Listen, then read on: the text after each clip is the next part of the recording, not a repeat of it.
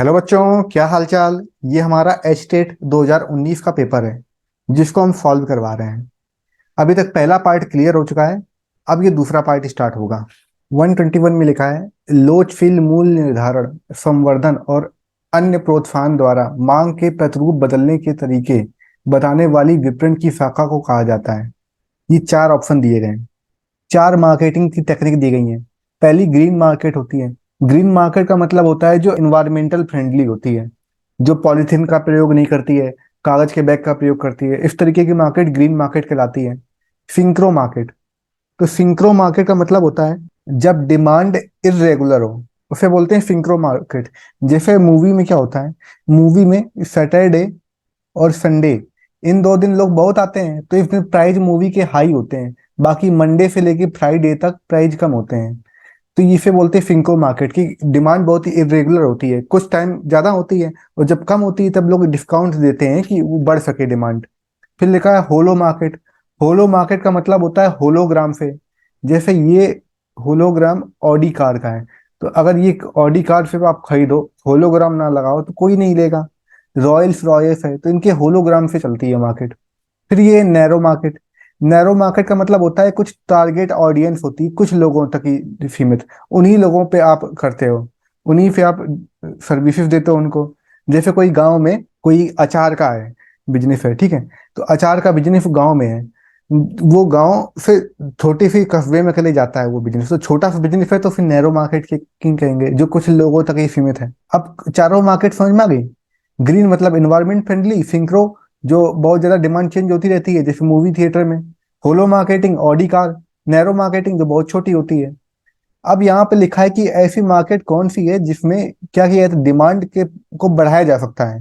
ठीक है, डिमांड की फ्लेक्सिबिलिटी प्राइसिंग रखी जा सकती है। फ्लेक्सिबिलिटी का मतलब होता है कि प्राइस को कम और ज्यादा किया जा सकता है, प्रमोशन किया जा सकता है, अदर इनिशिएटिव दिए जा सकते हैं कि जैसे 20% ऑफ मिल रहा है, इस तरीके से 40% ऑफ। तो ये सब किस में होता है, तो ये होता है सिंक्रो मार्केटिंग में। ये हो जाएगा आंसर। 122 में लिखा है, सेंट्रल बैंक का काम कौन सा नहीं होता है। सेंट्रल बैंक है रिजर्व बैंक ऑफ इंडिया। तो पहला लिखा है इशूइंग करेंसी, करेंसी छापती है। बैंकों का बैंक भी है। क्रेडिट कंट्रोल और क्रेडिट क्रिएशन, क्रेडिट कंट्रोल भी करती है लेकिन क्रेडिट क्रिएशन ये नहीं है। क्रेडिट क्रिएशन का मतलब होता है कि जो बैंक होती है जब लोन दे लोगों को, बैंक नहीं, रिजर्व बैंक नहीं देती है, बाकी बैंक देती है। रिजर्व बैंक लोन नहीं बांटती है। तो ये क्रेडिट क्रिएशन होती है। लोन बांटना ही क्रेडिट क्रिएशन कहलाता है। 123 में लिखा है, दुर्लभ घटनाओं के व्यवहार को वर्णित करने के लिए निम्नलिखित में से संभावना विवरण का उपयोग किया जाता है। तो दुर्लभ के लिए जब करते हैं, जब दुर्लभ की बात करें तब होता है पाइफियन का प्रयोग। ठीक है, पाइफन कह दो या फिर इसको पॉइजन कह दो। पॉइजन मतलब खतरनाक, दुर्लभ, तो दुर्लभ घटनाओं के लिए पॉइजन का प्रयोग करते हैं। नॉर्मल डिस्ट्रीब्यूशन क्या होता है, तो नॉर्मल डिस्ट्रीब्यूशन का मतलब होता है कॉन्टिन्यूअस प्रोबेबिलिटी डिस्ट्रीब्यूशन, इसको बोल देते हैं। कॉन्टिन्यूअस प्रोबेबिलिटी डिस्ट्रीब्यूशन का है उसको हम लोग बोलेंगे normal distribution. Student t test का है, तो टी टेस्ट का मतलब होता है जब एन हमारा 30 से छोटा हो। एन का मतलब होता है सैंपल। बाइनोमियल डिस्ट्रीब्यूशन का मतलब क्या होता है, तो बाइनोमियल डिस्ट्रीब्यूशन का मतलब होता है जब सैंपल, जिसको हम लोग एन बोल रहे हैं, वो फिक्स हो, उसे बोलते हैं बाइनोमियल डिस्ट्रीब्यूशन। यहाँ पे बात हो रही दुर्लभ संख्याओं के, दुर्लभ घटनाओं के लिए, तो दुर्लभ के लिए करते हैं पाइथन डिस्ट्रीब्यूशन। ये आंसर है इसका। 124 में लिखा है, थर्बलिंक्स क्या होता है। तो थर्बलिंक्स, थर्बलिंक्स का मतलब होता है सिंबल्स, जिन सिंबल्स के आधार पे काम किया जाता है। जैसे ये सिंबल होता है, ये यू ऐसा बना है, इसका मतलब होता है यूज करना। इसके बाद इस तरीके का सिंबल बनाओ तो इसका मतलब होता है पोजीशन लेना काम में। अगर इस तरीके का सिंबल बना है इसका मतलब होता है होल्ड। इस तरीके के जो बेसिक सिंबल्स होते हैं 17-18, तो वो उन्हें कहते हैं थर्बलिंग्स कहते हैं। तो इसका ए आंसर हो गया। बाकी यहाँ पे दिया था 4 नंबर में दिया है Fayol classification of span of control. देखो स्पैन ऑफ कंट्रोल को बताया ग्रेकुना ने, लेकिन जब क्लासीफाई की बात करें तो फियोल ने क्लासीफाई किया है एडमिनिस्ट्रेटिव बिहेवियर में किया था, एडमिनिस्ट्रेटिव थ्योरी में किया था क्लासीफाई फियोल ने। इसका आंसर ए है, थर्बलिंग्स का। 124 का ए। इसका तो 125 में लिखा है, इन 9 price quality strategy which strategy is suitable for high price and low quantity. अब इसके लिए आपको पता होना चाहिए। तो एक पहले चार्ट देखिए, जो आपको दिख रहा है, ये हमारा 9 प्राइस क्वालिटी। इसमें यहाँ पे हाई होता है, ये मीडियम, ये लो, फिर यहाँ पे हाई मीडियम लो। जैसे high medium low, high medium low. वो हाई के साथ है, मीडियम सेकंड पे था तो यहाँ पर है, लो यहाँ पर था तो यहाँ पर है। तो यहाँ लिखा है प्रीमियम, हाई वैल्यू और सुपर वैल्यू। पहले सब हाई आई पे था ऊपर वाली लाइन में। मीडियम में क्या हुआ, over changing, average, good, medium. Low में rip off, false economy, economy. तो ये होते हैं, इनको वर्ड को आपको याद रखना पड़ेगा। PHOA good, rest in peace, false economy. इसको ट्रिक है, जो PHOA good, rest peace, false economy. Pakistan का एग्जांपल लें तो पाकिस्तान में क्या है, पाकिस्तान पीएच लेवल, पीएच मतलब होता है कि जो खट्टे लेवल को बताता है, ठीक है, पानी में। तो पीएच लेवल का पाकिस्तान का बहुत ज्यादा है। तो देखो हाई में रहा, पीएच, पी फिर प्रीमियम, एच फिर हाई वैल्यू, सुपर वैल्यू। तो तीनों चीजें बहुत अच्छी मानी जाती हैं, तो पहले में आ गया। फिर ओ ए गुड, ओ ए मतलब होता है ओ से ओवर, ए से एवरेज, गुड का मतलब गुड वैल्यू। फिर आगे लिखा है थर्ड में, लो में लिखा है rest in peace, false economy. आज के टाइम में उसकी इकोनॉमी रेस्ट इन पीस हो गई है, पूरी तरीके से खराब हो गई है, तो मर गई है। फॉल्स गलत थे उनके डिसीजन इकोनॉमी। तो PHOA good, rest in false economy. अब याद रहेगा, PHOA good, rest in false economy. तो पी से प्रीमियम, एच से हाई वैल्यू, सुपर वैल्यू याद रखो क्योंकि हाई वाली लाइन में आया। मीडियम से ओवर चेंजिंग, एवरेज, गुड। फिर आगे रेस्ट, रिप ऑफ का मतलब होता है रेस्ट इन पीस, फिर फॉल्स इकोनॉमी, फिर इकोनॉमी। तो ये हाई के साथ हाई रहा, मीडियम के साथ मीडियम, लो के साथ लो। अब क्वेश्चन था 9 प्राइस स्ट्रेटजी में, कहा गया था कि high price and low quantity. तो देखो हाई यहाँ पर है, लो यहाँ पर है। तो हाई प्राइस, लो क्वांटिटी मतलब rest in piece, rip off. Back करते हैं, देखो यहाँ पर दिया है रिप ऑफ स्ट्रेटजी, तो ये इसका आंसर हो जाएगा। 126 में लिखा है using technical jargon in communication is categorized as. तकनीकी शब्दावली का प्रयोग कहाँ करते हैं, देखो तकनीकी मतलब शब्दावली, शब्द क्या होते हैं, वर्ड्स, फिजिकल तो होते नहीं है। मूवमेंट अपवर्ड डाउनवर्ड से संबंधित नहीं है। सिमेट्रिक बैरियर है इसका मतलब। तो सिमेट्रिक बैरियर का मतलब होता है अर्थ संबंधी। आप जब कुछ शब्द बोलोगे तो उनका कुछ ना कुछ अर्थ होगा, तो बी आंसर हो जाएगा इसका। 127 बहुत अच्छा क्वेश्चन है, ये कोरिलेशन का क्वेश्चन है।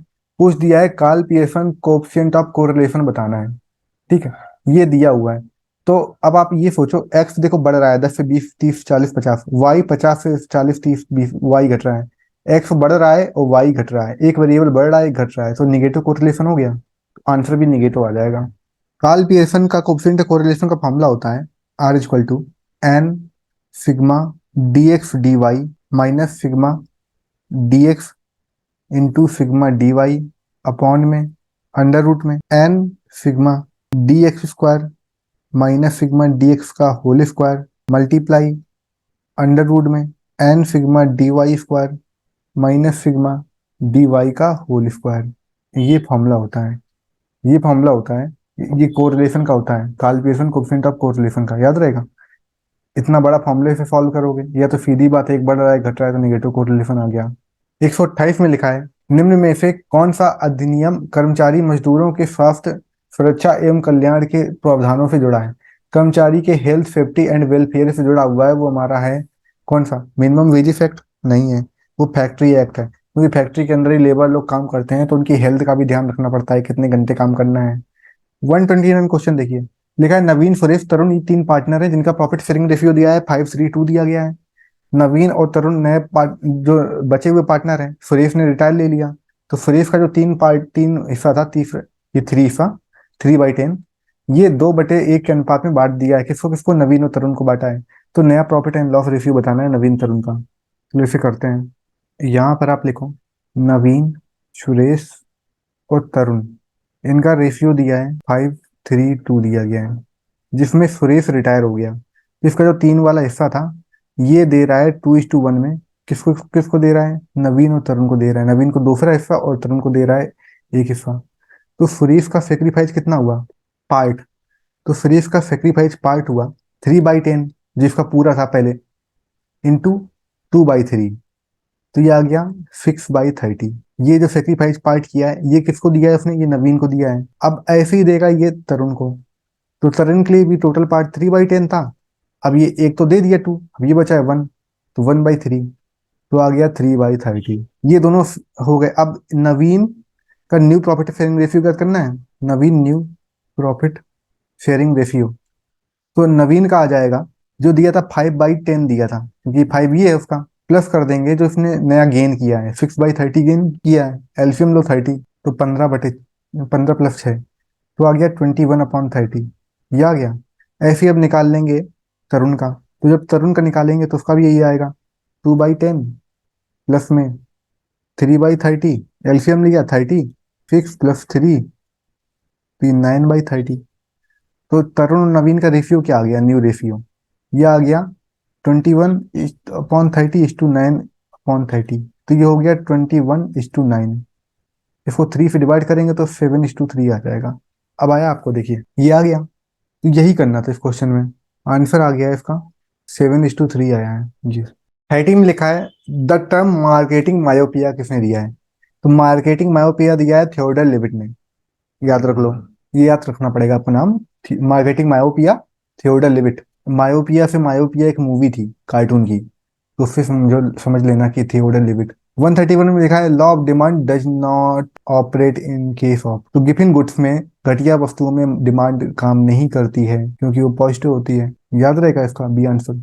123 में लिखा है सुरक्षा सीमा, सुरक्षा सीमा का मतलब होता है मार्जिन ऑफ सेफ्टी, तो margin of safety equal to होता है सेल्स में जब माइनस कर दें ब्रेक इवन पॉइंट, तो कहीं लिखा हुआ है, ए में लिखा हुआ है कि जो सेल्स है वो ज्यादा है ब्रेक इवन पॉइंट से, तो ये मार्जिन ऑफ सेफ्टी है। 133 में लिखा हुआ है from the following which is not a money market instrument, देखो पैसे की बात जब करता है मुद्रा बाजार का साधन नहीं है, ट्रेजरी बिल मनी मार्केट में आते हैं, कॉमर्शियल पेपर आते हैं, कॉल मनी पुट मनी आती है, प्रेफरेंस शेयर वो नहीं होती, ये लोन तरीके का एक होता है, ये शेयर मार्केट, ये मार्केट से संबंधित नहीं होते हैं मनी मार्केट से, तो इसका आंसर हो जाएगा सी, प्रेफरेंस शेयर्स।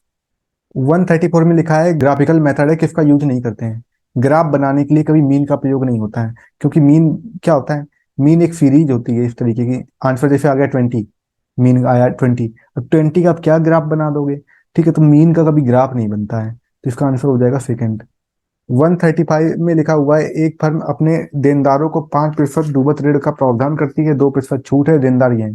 देखो डेटर कितने हैं, 20,000 के डेटर हैं, प्रोविजन हम लोग माइनस करते हैं, पता ही है, तो प्रोविजन फॉर बेड डेप्थ कितना होता है, पहले तो लिखा है इसमें डूबत प्रोविजन फॉर बेड डेप्थ ही दिया है, फिर PFBD ये दिया है 5%, तो 20,000 का 5% कितना होता है, 1,000 रुपया होता है, 1,000 माइनस कर दिया, तो आ गया 19,000 रुपये।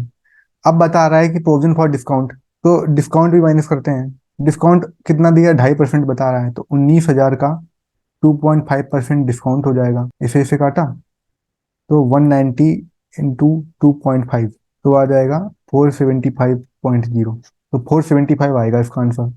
डिस्काउंट पूछ रहा है कितना है, लिखा है ना provision for discount will be, तो डिस्काउंट आ गया 475। 136 में लिखा हुआ है what is the correct sequence of stage in team development, team development का करेक्ट आपको सीक्वेंस बताना है। टीम डेवलपमेंट क्या होता है, एक टीम कैसे बनती है, तो उसके लिए सबसे पहले आता है फॉर्मिंग, फिर आती है स्टॉर्मिंग, फिर आती है नॉर्मिंग, फिर आती है परफॉर्मिंग, फिर आती है एडजर्निंग, सब में देखो ING लगा हुआ है, फॉर्मिंग, स्टॉर्मिंग, नॉर्मिंग, परफॉर्मिंग, एडजर्निंग। अब इनका मतलब बता दे रहे हैं। फार्मिंग जो होता है, फॉर्म मतलब जैसे किसान है खेती करता है खेत में, तो क्या फार्मिंग कर रहा है, जब फार्मिंग करता है तो स्टार्टिंग स्टेज स्टेज हुई, तो इसमें टीम बनाई जाती है, इसमें टीम बिल्ड की जाती है, फिर आता है स्टॉर्मिंग, स्टॉर्मिंग का मतलब होता है कि प्रोजेक्ट बनाने के लिए आइडिया देखा जाता है कि क्या प्रोजेक्ट बनाना है, आइडिया एक दूसरे से बात की जाती है, कौन सा काम करना है कौन सा नहीं करना है, कौन सा इजी वे है करने का काम को, तो इसमें डिस्कशन होता है स्टॉर्मिंग में। ये लोग पहले तो टीम बना दी गई जिसमें 5 मेंबर रखे गए, A B C D और E, तो इसे बोल देंगे हम लोग फॉर्मिंग। स्टॉर्मिंग में क्या होगा, स्टॉर्मिंग में ये सभी आपस में बात करेंगे कि टीम तो बना ली गई, इसमें क्या आइडिया है, जिससे ये प्रोजेक्ट बना कहा गया है कि 100 kg गोल्ड की चेन बनानी है, ठीक है, बहुत बड़ा प्रोजेक्ट है ये, तो इसके लिए 5 लोग हायर किए गए, तो फॉर्मिंग तो हो गई। स्टॉर्मिंग में अब ये लोग आइडिया प्रेजेंट करेंगे कि चैन का डिजाइन कैसा होना चाहिए, वो काम कैसे मतलब किस तरीके से बनाई जाए कि लोगों को देखने में बहुत अच्छी लगे, तो जो डिजाइनिंग वाला पोर्शन होगा जो सबसे कठिन होगा, तो उसे हो सकता है कि 5 में से कोई भी ना करना पसंद करे, तो टीम मैनेजर की रिस्पॉन्सिबिलिटी हो जाएगी कि वो उनकी क्राइटेरिया के हिसाब से देखे कि किसको ज्यादा एक्सपीरियंस है उसको काम दे। काम बांटना स्टॉर्मिंग में आता है। फिर आता है नॉर्मिंग। ठीक है, नॉर्मिंग में क्या किया जाता है, इतनी अच्छी टीम बिल्ड कर दी जाती है कि उनके बीच में मोटिवेशन और ट्रस्ट पैदा हो जाए। तो मेन काम होता है नॉर्मिंग का मोटिवेशन एंड ट्रस्ट को पैदा करना टीम मेंबर्स के बीच में। जब अच्छे से ट्रस्ट पैदा होगा तभी तो वो दोनों सभी लोग मिलके कोऑर्डिनेशन से काम कर पाएंगे। फिर आता है परफॉर्मिंग। परफॉर्मिंग में सबसे ज्यादा टाइम लगता है, तो ये टाइम कंज्यूम वाली होती है। टाइम कंज्यूम इसमें होता है बहुत ज्यादा। क्यों होता है टाइम कंज्यूम? उसका रीजन ये है कि परफॉर्मिंग में मैनेजर ये चेक करता है कि आपकी डे बाय डे कैसी परफॉर्मेंस है, आप काम कैसे कर रहे हो, प्रोजेक्ट आप टाइम पर पूरा कर पाओगे कि नहीं कर पाओगे। इसके बाद जब प्रोजेक्ट पूरा हो जाता है तो उसको बोलते हैं एडजर्निंग। इसमें क्या किया जाता है कि जब प्रोजेक्ट पूरा हुआ उसमें जो आपके पास्ट के एक्सपीरियंस थे, जो आपने काम किया उसमें जो पास्ट के एक्सपीरियंस थे, उनको देखा जाता है कि इनमें क्या क्या आपने गलतियां की, ताकि अब फ्यूचर में वो गलतियां दोबारा रिपीट ना की जाए। तो ये करेक्ट सीक्वेंस समझ में आया? तो इसका थर्ड ऑप्शन है फॉर्मिंग, स्टॉर्मिंग, नॉर्मिंग, परफॉर्मिंग और एडजर्निंग। क्लियर हुआ? तो 136 का 3 हो गया। आगे देखिए 137 में लिखा हुआ है the rate is a rate of return which actually equates the present value of expected cash inflow with the present value of expected cash outflow। इसमें कह रहा है इक्वेट, कह रहा है प्रेजेंट, जो प्रेजेंट है, प्रेजेंट और फ्यूचर, इनको इक्वल कर रहा है। इनको इक्वल कर रहा है मतलब कि जो कैश का इनफ्लो है इक्वल टू कैश आउटफ्लो। जितना कैश आपने बिजनेस में इन्वेस्ट किया और जब उसका कुछ टाइम बाद रिटर्न मिलेगा, इन दोनों को अगर बराबर कर रख के कंपेयर करें तो उसको हम लोग बोलते हैं इंटरनल रेट ऑफ रिटर्न, आंतरिक प्रत्याय की दर। कि इनफ्लो और आउटफ्लो की प्रेजेंट वैल्यू के बराबर कंपेयर किया जाए। जो इनफ्लो की वैल्यू आई है और जो आउटफ्लो की वैल्यू आई है, इन दोनों की प्रेजेंट वैल्यू निकाल के कंपेयर किया जाए। इनफ्लो जितना आपने इन्वेस्ट किया था उसकी प्रेजेंट वैल्यू और जितना आया है उसकी प्रेजेंट वैल्यू, इन दोनों को निकाल के जब कंपेयर करते हैं तब जो निकलता है उसको हम लोग बोलते हैं internal rate of return. Clear हुआ? 138 बहुत अच्छा है, लिखा है हॉर्थोने स्टडीज। देखो हार हॉर्थोना जो था, हॉर्थोना अध्ययन ये किया था एल्टन मेयो ने। तो हॉर्थोना स्टडी किसने की थी? अल्टन मेयो ने। और कहाँ पर की थी? तो वेस्टर्न इलेक्ट्रिक कंपनी में की थी। तो इसका आंसर हो जाएगा थर्ड। एल्टन मेयो ने किया और कहाँ पे किया? तो वेस्टर्न इलेक्ट्रॉनिक कंपनी, ये कंपनी का नाम था जहां पर इन्होंने ये परीक्षण किया था।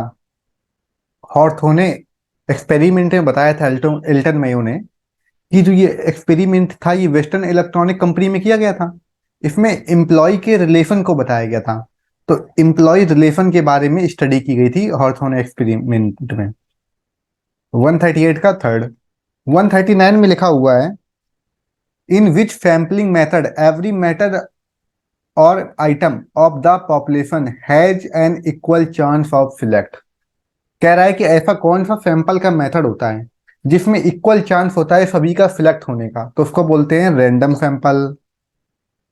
सिंपल रैंडम सैंपल आंसर आ जाएगा। 140 देखते हैं, लिखा हुआ है according to company act 2013 in private limited company number of members. देखो कंपनी एक्ट 2013 में बताए गए थे मिनिमम 2 और मैक्सिमम 200, तो इसका डी आंसर है। और बाकी इसका वीडियो मैंने बहुत अच्छे से एक्सप्लेन किया था कि कंपनी एक्ट 1956, फिर 2013 और 2014 इनमें क्या डिफरेंस आया था वर्कर्स के नंबर्स में। तो एक वीडियो दिया हुआ है, लिंक मैं डाल दूंगा डिस्क्रिप्शन पे, आप लोग देख लेना। इसका आंसर 4 क्लियर हुआ। 141 में लिखा हुआ है, इसको जरा एक बार और ध्यान से देखो। लिखा है बिहेवियरली एंकर्ड रेटिंग स्केल। इसको हम लोग जानते हैं परफॉर्मेंस स्केल के नाम से। ठीक, क्योंकि यहाँ पे बिहेवियर की बात कर रहा है। एक क्वेश्चन था 110 नंबर पे, लिखा था Myer Briggs type indicator. Myer Briggs type indicator, तो ये रिलेट करता है आइडेंटिफाइंग पर्सनैलिटी। तो जब लिखा है यहाँ पर मेयर ब्रिक्स टाइप इंडिकेटर तो वो पर्सनैलिटी को बताता है, और जब लिखा है बिहेवियरली एंकर्ड रेटिंग स्केल्स तो वो परफॉर्मेंस को करता है। तो ये दोनों क्वेश्चन समझ में आए? ये दोनों बहुत इंपॉर्टेंट क्वेश्चन है, इन दोनों को आप लोग याद कर लीजिए। जब लिखा हो MBTI तो वो आइडेंटिफाई करेगा पर्सनैलिटी, और जब लिखा हो BARS तो वो करेगा परफॉर्मेंस को। 142 में लिखा है job description and job specification are the two different element of. तो ये दोनों जॉब एनालिसिस के होते हैं एलिमेंट। अब इन दोनों के बारे में आपको बताऊं, जानना है? ये दिख रहा है आपको जॉब एनालिसिस का चित्र?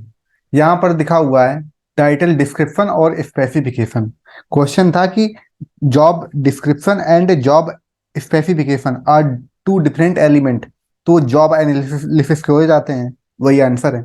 अब जॉब डिस्क्रिप्शन, इसके अंदर आता क्या क्या है?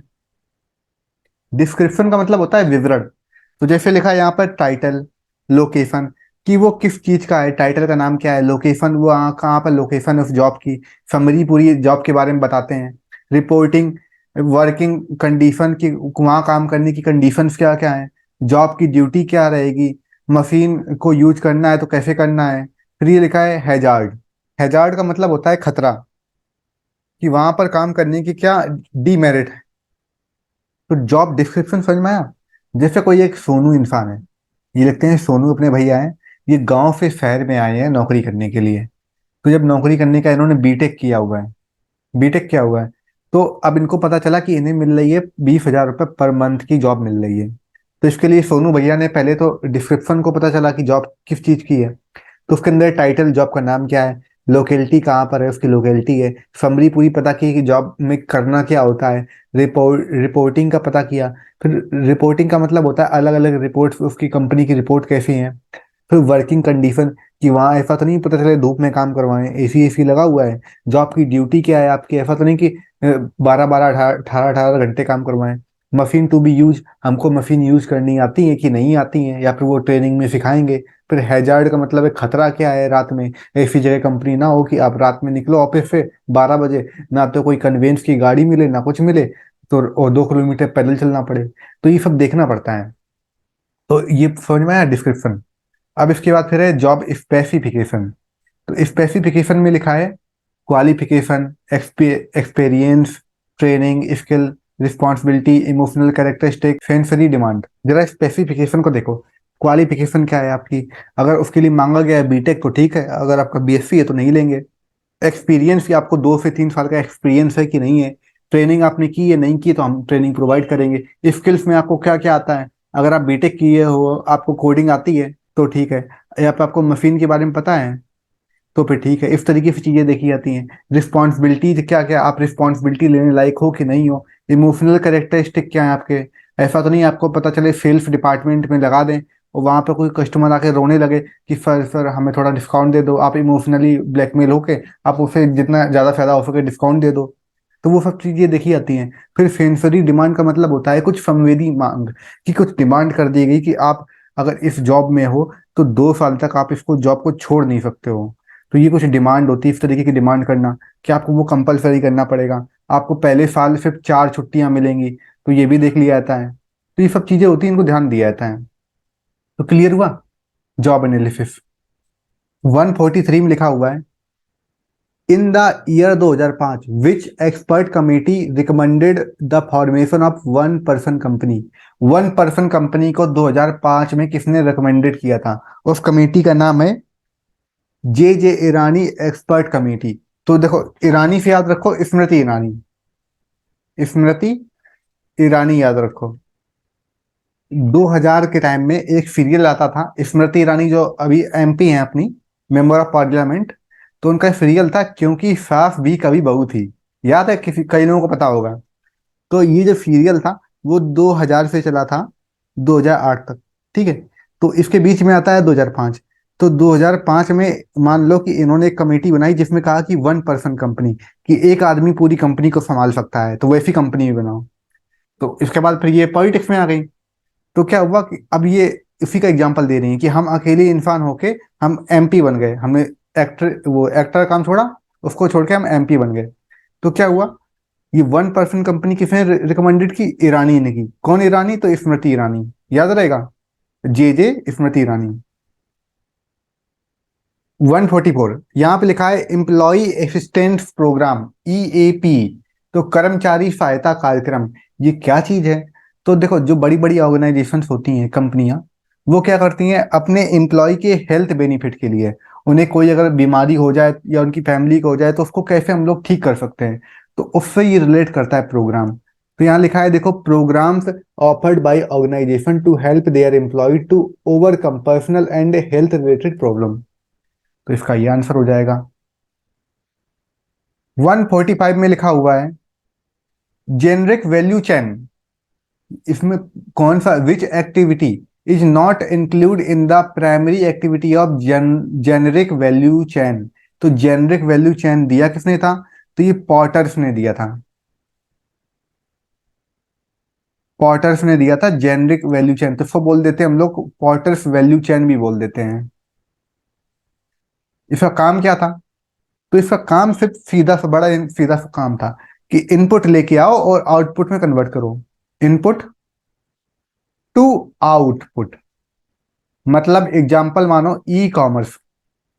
ई कॉमर्स में क्या होता है, अगर जैसे कोई कस्टमर है, उसने कोई सामान बुक किया, तो अब जो ई कॉमर्स प्लेटफॉर्म होता है वहां सामान ऑनलाइन बुक हो गया, पेमेंट कर दिया आपने। अब वहां से सामान निकल के जब आपके घर पहुंचना, तो ये ई कॉमर्स टॉपिक का है क्वेश्चन। अब मैं इसको अच्छे से एक्सप्लेन कर रहा हूँ जेनरिक वैल्यू चेन में होता क्या है। यहाँ पे प्राइमरी स्टेज के बारे में पूछा है। प्राइमरी एक्टिविटी दो होती है, एक प्राइमरी होती है, एक सेकेंडरी होती है जेनरिक एक्टिविटी में। तो चैन का मतलब होता है एक पूरा सर्किल बता रहे हैं किस तरीके से काम करता है। तो पहले स्टार्टिंग में लोगों के पास रॉ मटेरियल आता है, कंपनी वालों के पास कच्चा माल खरीदते हैं सस्ते में। फिर दूसरे में क्या करते हैं, दूसरे में वो अपने ऑपरेशन करते हैं। ऑपरेशन में मतलब है कि ये डॉक्टर वाला नहीं कि काट पीट के बराबर कर देंगे। ये ऑपरेशन होता है कि माल को बनाना, प्रोसेस करना, अलग अलग मशीन में जाके बन के तैयार होना माल। तो जब बन के तैयार हो जाएगा, फिर थर्ड में होगा उस माल को वो निकाल के अपने अलग अलग जो स्टॉक जहां पर रखे जाते हैं, स्टोरेज, वहां पर पहुंचाते हैं। बड़े बड़े जो उनके सेलर्स होते हैं उनको प्रोवाइड करते हैं। फिर चौथे में क्या है, उस माल का एडवर्टाइजमेंट करते हैं बहुत सारा। एडवर्टाइजमेंट करेंगे तो कस्टमर को पता चलेगा उस सामान के बारे में, तो वो खरीदेंगे। और पांचवें पॉइंट में क्या हो जाएगा, सर्विस। जब खरीदेंगे तो उनके पास सामान पहुंच गया। अब उस प्रोडक्ट से रिलेटेड उनको जो भी सर्विस हो, जैसे एसी है तो इंस्टॉलेशन भी इनको फ्री में देना, खराब हो जाए तो वारंटी देना, ये सारे काम होते हैं। तो इतना क्लियर हुआ पहले तो। अब इसका आंसर आप खुद ही बता दोगे क्या होगा। देखो, सर्विस बोला, ऑपरेशन बोला, लॉजिस्टिक मतलब होता है इनबोर्ड का, मतलब कि कच्चा माल लेके आना, ये भी हो गया। तो ये प्राइस आंसर नहीं था, तो थर्ड हो गया। अब इसको मैं बहुत अच्छे से एक्सप्लेन कर रहा हूं, ताकि अगर कभी भी एग्जाम में आपका ये क्वेश्चन आए जेनेरिक वैल्यू चेन से संबंधित, तो चाहे वो प्राइमरी एक्टिविटी पूछे चाहे वो सेकेंडरी एक्टिविटी पूछे, आप बिल्कुल भी गलत ना करो। ये जेनेरिक वैल्यू चेन का फिगर है। यहाँ पे लिखा है प्राइमरी एक्टिविटी, यहाँ पे लिखा है सपोर्ट एक्टिविटी। तो प्राइमरी का मतलब है पहले की स्टार्टिंग में क्या काम होगा, इनबोर्ड लॉजिस्टिक, कच्चा माल लेके आए आप, ठीक है, खरीदा लोगों से, तो आपके अगर अच्छा व्यवहार होगा तो आपको अच्छा माल और सस्ते में मिल जाएगा। अब कच्चा माल लेके आए, उसको फिर अलग अलग डिपार्टमेंट में बांट दिया कि जो भी रॉ मटेरियल से काम करता हो, तो इसमें रॉ मटेरियल आ गया। फिर लिखा है ये सपोर्ट एक्टिविटी। सपोर्ट में लिखा है फर्म का इंफ्रास्ट्रक्चर किस चीज का है, human resource management, technology development और प्रोक्योरमेंट। तो पहला है इसमें प्राइमरी एक्टिविटी, ये है हमारी सेकेंडरी एक्टिविटी। प्राइमरी एक्टिविटी में इन पांच में से कुछ भी अगर ऑप्शन आता है तो आपको पता होगा कौन सा ऑप्शन है और कौन सा नहीं है। अब सेकेंडरी के चार है। पहला लिखा है इंफ्रास्ट्रक्चर के बारे में, कि जो फर्म है उसका इंफ्रास्ट्रक्चर कैसा है, फर्म का मैनेजमेंट कैसा है, इतना समझो। मैनेजमेंट कैसा है, वो कितनी मजबूत है, कि कोई कुछ बड़ी प्रॉब्लम आती है तो वो संभाल पाएगी कि नहीं संभाल पाएगी। ह्यूमन रिसोर्स मैनेजमेंट का मतलब होता है वहां पर जो रखे गए हैं वर्कर्स, जो जॉब पे रखे गए हैं, वो स्किल है कि नहीं है, उनमें कुशलताएं काम करने की कि नहीं है, वो आता है।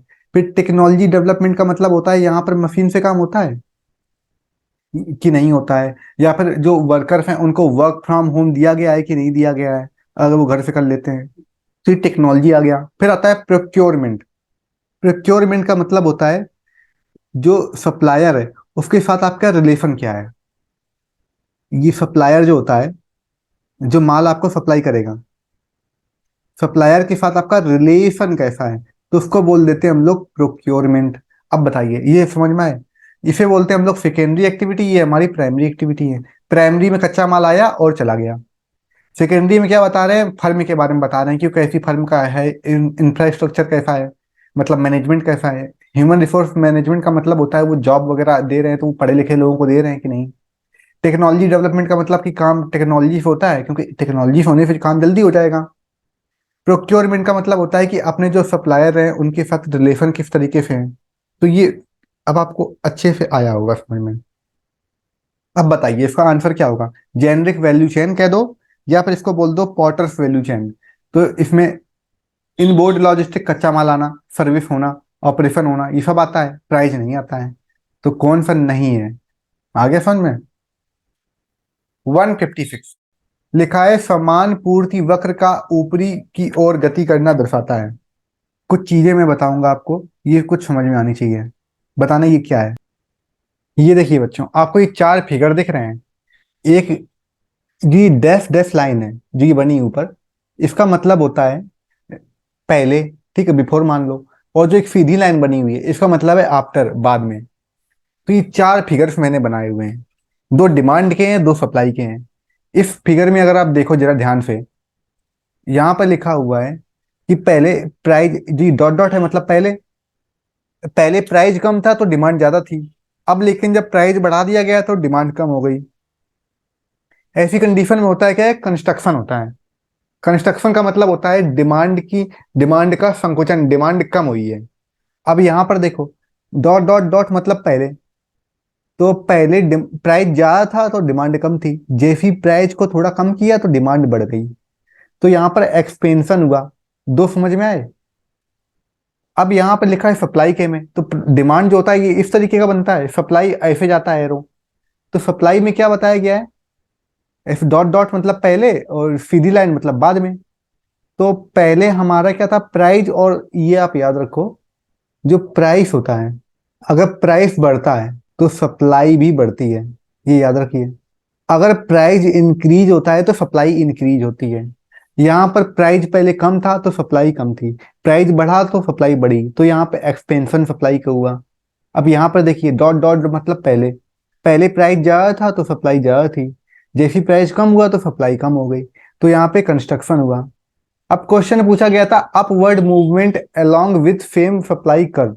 कह रहा है कि अपवर्ड मतलब ऊपर जा रहा है, सप्लाई बढ़ रही है, पहले जितनी थी उससे ज्यादा सप्लाई हो रही है। तो ज्यादा हुई है मतलब एक्सपेंशन हो रहा है, तो एक्सपेंशन ऑफ सप्लाई हुआ।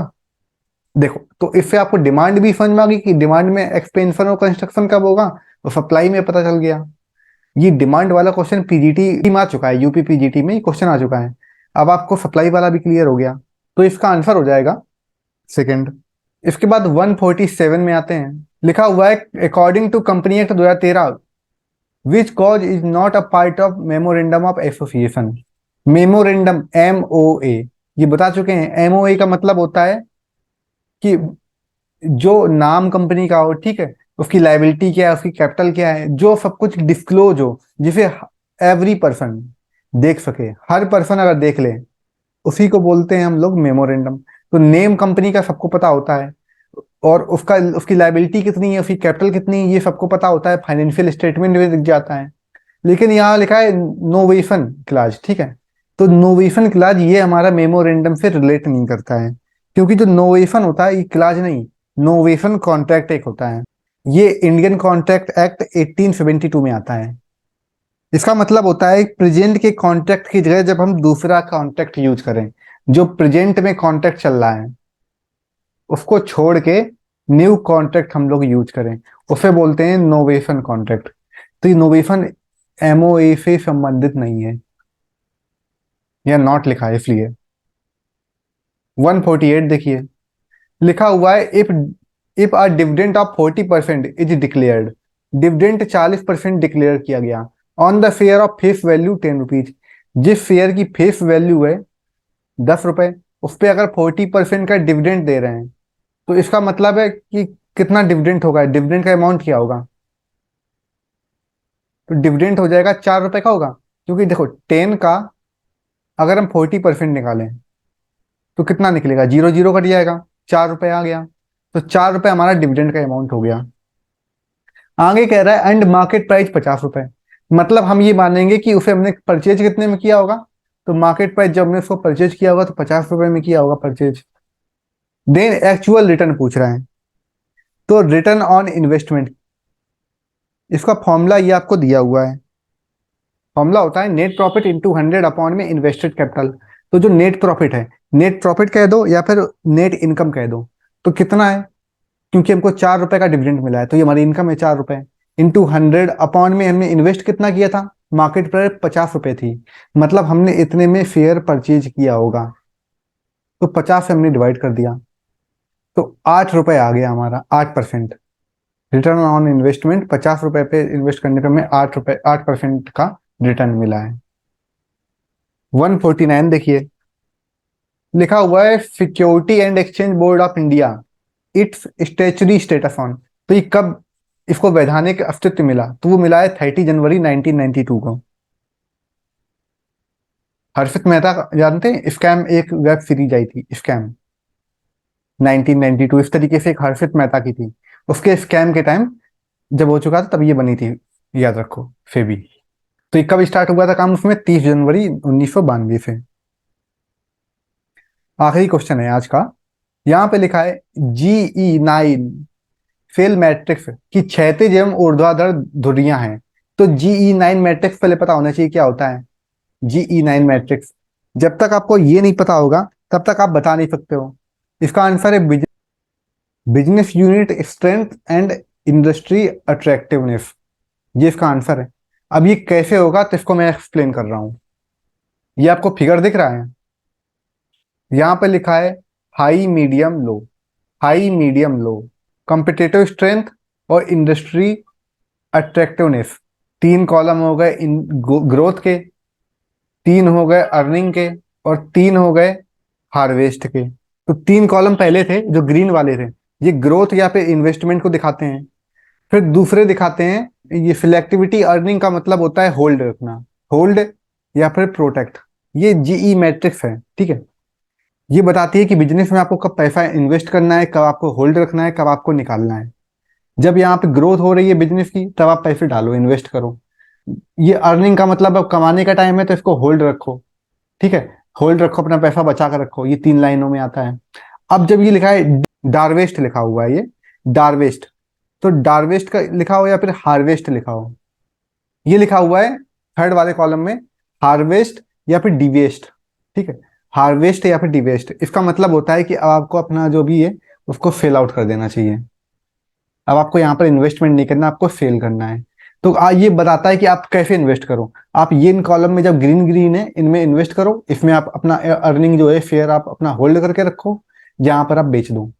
अब देखना जरा सा, जो ये इंडस्ट्री अट्रैक्टिवनेस है कि कब आपको अट्रैक्ट करेगी इंडस्ट्री इन्वेस्ट करने के लिए, यहाँ पे लिखा है उसकी स्ट्रेंथ के बारे में बता रहे हैं। तो अट्रैक्टिवनेस में है कि जब हाई अट्रैक्टिवनेस हो और उसकी हाई स्ट्रेंथ हो, इन्वेस्ट करो।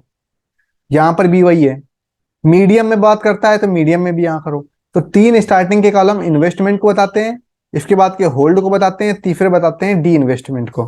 अब क्वेश्चन में बैक करते हैं। क्वेश्चन लिखा हुआ था कि GE9 फेल मैट्रिक्स, इसमें क्या इन्वेस्टमेंट को बताते हैं, तो स्ट्रेंथ को बताया था और इंडस्ट्री के अट्रैक्टिवनेस लिखा था।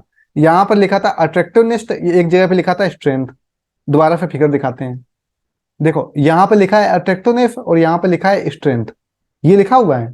तो इसका आ जाएगा ये GE9 मैट्रिक्स है, किससे स्ट्रेंथ और अट्रैक्टिवनेस से रिलेट करता है। तो इसका 150 का 4 आंसर हो जाएगा। आपको ये मैंने जितने अच्छे से एक्सप्लेन करके समझाया है, अगर आप इसको अच्छे से समझ लेते हो तो आपका एस्टेट में काफी अच्छे नंबर आ सकते हैं। और भी कोई भी एग्जाम कॉमर्स का रिलेट करता हो, देखो जो सिलेबस होता है वो लिमिटेड होता है, उसी को अगर आप अच्छे से क्लियर करके चलते हो सारे कॉन्सेप्ट को, तो आपके लिए अच्छा रहेगा। ठीक है बच्चों, आज की क्लास कंप्लीट हो गई है। Bye bye.